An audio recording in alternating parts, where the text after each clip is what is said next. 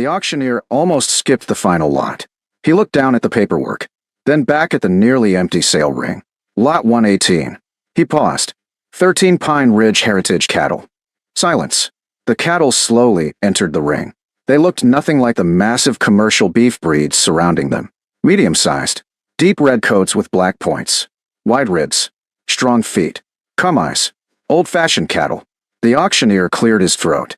This is the last registered breeding group. Still no bids. Someone in the back laughed. Nobody wants museum cows. A few ranchers smiled. Another shook his head. They grow too slow. They're too small. They're finished. Margaret Hale never took her eyes off the cattle. Nathan leaned closer. You're thinking about it. She nodded.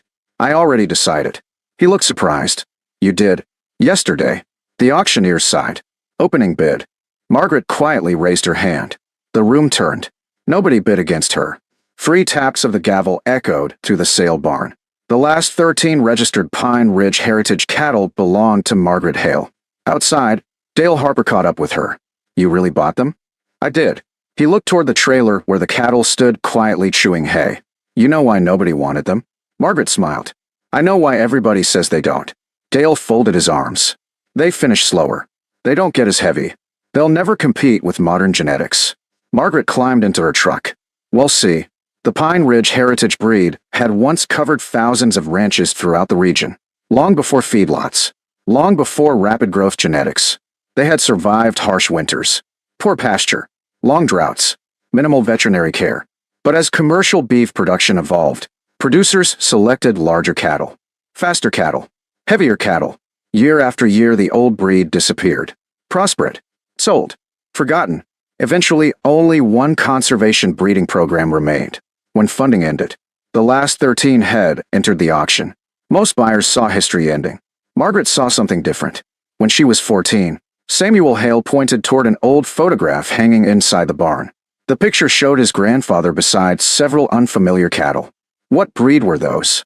Samuel smiled. Pine Ridge. They're smaller. They lived longer. Margaret looked closer. They don't look weak. They weren't. Samuel ran one finger across the faded photograph. They raised calves on grass when bigger cattle needed grain. She frowned. So why did everyone stop raising them? Samuel looked thoughtful. Sometimes we chase efficiency until we accidentally lose resilience. That sentence stayed with her. Years later, Margaret attended a livestock genetics conference. One presentation discussed disappearing heritage breeds. Most people left before it began. Margaret stayed. The speaker explained something fascinating. Old genetics often carried traits impossible to recreate once lost. Heat tolerance, disease resistance, mothering ability, longevity, efficient forage conversion. The speaker finished with one sentence. Extinction isn't noticed until someone suddenly needs what disappeared. Margaret filled nearly an entire notebook. 3 years later, she stood inside that auction ring. The county heard immediately. Naturally. Saturday morning, the diner bust. Dale Harper folded his newspaper. You hear what Margaret bought? Rick looked up. What now? The last Pine Ridge cattle. Several ranchers laughed. The antiques. Dale nodded. 13 head. Another rancher grinned. She's starting a history museum. More laughter. Margaret walked inside carrying fencing supplies. Dale waved. Morning. Morning. He smiled. So. She laughed. So. How are the collector's items? They're settling in. You planning to charge admission? Margaret smiled. No. What then? I'm planning to breed them. The room laughed again. Nobody believed the old breed had a future. Back at the ranch, Margaret prepared differently than many expected. She didn't separate the cattle into tiny showcase pens. She turned them onto rough hill pasture. Rocky ground. Native grasses. Steep draws. Exactly the kind of country where commercial cattle often struggled. Nathan watched the herd spread naturally across the hills. They're climbing. Margaret nodded. They've always climbed. Most modern cattle preferred easier grazing. The Pine Ridge cattle actively searched rough country. Within weeks they utilized pasture the ranch had barely touched in years. The extension grazing specialist visited in early summer. He quietly watched the herd. They're covering remarkable ground. Margaret smiled. They're harvesting grass nobody else wanted. He nodded thoughtfully. I've noticed. The first calves arrived during spring storms. Margaret checked the herd constantly. She expected difficult births. Instead, nearly every cow calved unassisted. Healthy calves stood quickly, nursed immediately. Mothers remained calm. Nathan looked amazed. We haven't pulled a single calf. Margaret smiled. Neither did Grandpa. Samuel's notebooks confirmed it. Decades earlier, he had briefly owned 4 Pine Ridge cows. Every page repeated the same observations. Excellent mothers. Never needed assistance. Raised heavy calves despite poor pasture. Samuel had sold them only because nobody wanted breeding bulls anymore. He regretted it for the rest of his life. Margaret refused to repeat that mistake. The second year brought severe drought. Pastures browned. Hay prices doubled.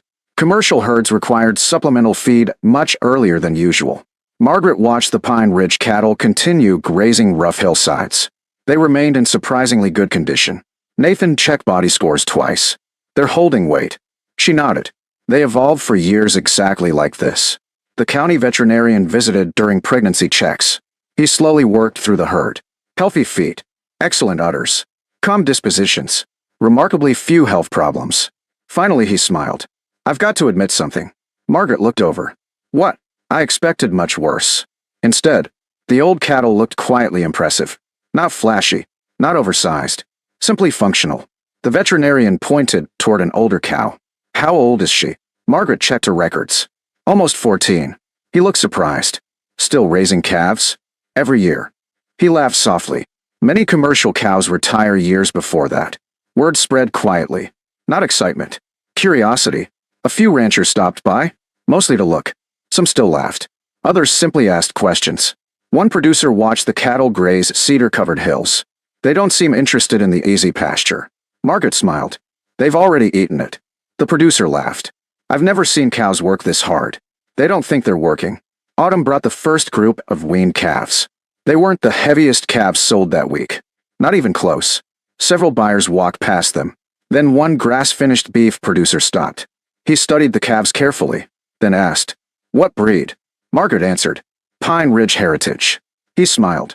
"I've been looking for cattle exactly like these." Nathan looked surprised. After the buyer left, he asked, "You knew?" Margaret nodded. "I suspected." "What?"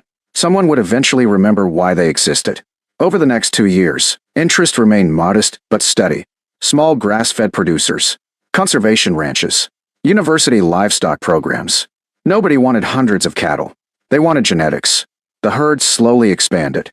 13 became 22. 22 became 36.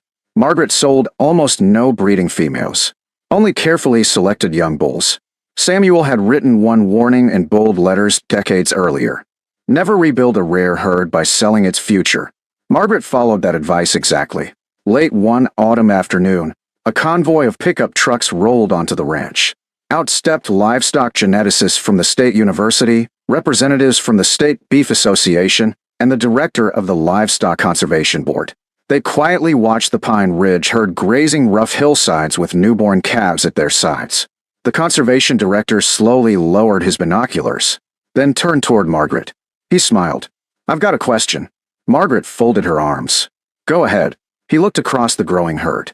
"Do you realize you may now own the largest remaining pure Pine Ridge breeding herd anywhere in the country?" The conservation director slowly lowered his binoculars. He looked across the hillside where the red cattle grazed native grass as calmly as if nothing about them was unusual. Then he turned to Margaret. "Do you realize you may now own the largest remaining pure Pine Ridge breeding herd anywhere in the country?" Margaret glanced toward the oldest cows. "I knew we'd rebuilt the herd." The director smiled. "You've done much more than that." Nathan looked surprised. "What do you mean?" The director opened a folder. "Our records show every remaining registered animal." He paused. "After your calves this spring." He smiled. "Nearly 70% of the breed now traces directly to this ranch." Silence settled over the pasture. Margaret hadn't been trying to own the breed. She had simply refused to let it disappear. The news spread through the livestock industry faster than anyone expected. Agricultural magazines published stories. University genetics departments requested visits. Breed conservation organizations called almost daily. Yet the biggest surprise came from commercial ranchers. The same people who had laughed at the auction. One by one they started showing up. Not to criticize, to ask questions. The first arrived during another difficult summer. Hay prices had climbed again. Pastures struggled. Large-framed cattle required expensive supplemental feed. Meanwhile, The Pine Ridge herd quietly grazed steep hillsides covered with native grasses. Nathan checked body condition scores. They've barely changed. Margaret nodded. They're doing what they've always done. Dale Harper drove through the gate, carrying nothing but a notebook. He watched the herd for nearly half an hour. Finally, he asked, "How many hay bales did they eat last winter?" Margaret answered honestly, "About 40% less than our commercial herd." Dale blinked. "You're serious?" "I keep records." She handed him one of Samuel's old notebooks beside her own. Every winter, every calving season, every pasture rotation, everything documented. Dale slowly closed the book. "I laughed at these cattle." "You did. I thought smaller meant worse." Margaret smiled. "It sometimes means different." The following autumn, the state university began a 5-year research project. Not on meat production, on resilience. Researchers compared commercial cattle and Pine Ridge cattle during heat waves, drought, and rough grazing conditions. The results surprised nearly everyone. The Pine Ridge cows traveled farther each day, required fewer veterinary treatments, maintained better fertility during drought, stayed productive years longer. Even their calves required remarkably little intervention. The lead researcher smiled after reviewing the first year's data. "You know what's unusual?" Margaret looked over. "What?" "They aren't exceptional in one category." He looked back toward the herd. "They're consistently good at almost everything." She laughed softly. That's how Grandpa described them. The research attracted attention far beyond the state. Grass-fed beef producers wanted breeding bulls. Mountain ranches wanted hardy replacement females. Conservation grazing programs requested entire breeding groups. Margaret declined most offers. Nathan looked over another stack of purchase requests. "You could sell every animal twice." Margaret nodded. "That's exactly why we won't." He smiled. "I know. Samuel's rule." She laughed. "Never sell tomorrow." Instead of selling large numbers of cattle, Margaret built a structured breeding program. Young bulls underwent careful evaluation. Only the strongest genetics left the ranch. Every breeding female stayed until herd numbers became secure. Growth remained steady instead of explosive. The conservation director returned 2 years later. This time he wasn't alone. Representatives from several western states followed him through the pastures. One rancher from Wyoming watched an old Pine Ridge cow nursing a healthy calf at 16 years of age. He stopped walking. "She's 16?" Margaret nodded. "Still raising one every spring." He shook his head. "My commercial cows rarely stay that long." Nearby, another visitor examined the cattle's feet. "No trimming. No. Minimal hoof problems." Margaret smiled. "They've been walking rocky country for generations." The visitors kept asking the same question. Why did everyone stop raising them? Margaret answered differently every time. Markets changed. Feedlots changed. People chased different traits. None of those answers were wrong. None told the whole story. The truth was simpler. People had forgotten what the breed had been created to do. One unusually harsh winter reminded everyone. A series of ice storms swept across the valley. Temperatures stayed below freezing for nearly 3 weeks. Commercial cattle required constant supplemental feeding. Many producers struggled to keep equipment moving through snow. Margaret watched the Pine Ridge herd. They broke through light snow to reach dormant grasses, sheltered naturally among cedar ridges, protected calves with remarkable instinct. Losses remained almost non-existent. After the storm ended, Dale stopped by. He leaned against the fence watching the herd. "You know what finally convinced me?" Margaret smiled. "What?" "They never panicked." She looked toward the cattle. "They've seen winters like this before." He laughed. "Not these cattle." "No." She smiled. "But their ancestors did." The research program concluded 5 years after it began. The final report drew national attention. It didn't claim the Pine Ridge breed produced the biggest cattle, or the fastest. Instead, it reached a different conclusion. One of the most resilient heritage cattle breeds ever documented under modern ranch conditions. Suddenly, waiting lists formed. Breeding bulls sold years before they were born. Universities established conservation partnerships. Young ranchers began rebuilding purebred herds across the region. The breed everyone had dismissed quietly returned. One spring morning, the state fair invited Margaret to display the herd. Crowds gathered around the Pine Ridge cattle. Children petted gentle calves. Older ranchers stood silently reading the breed history displayed beside them.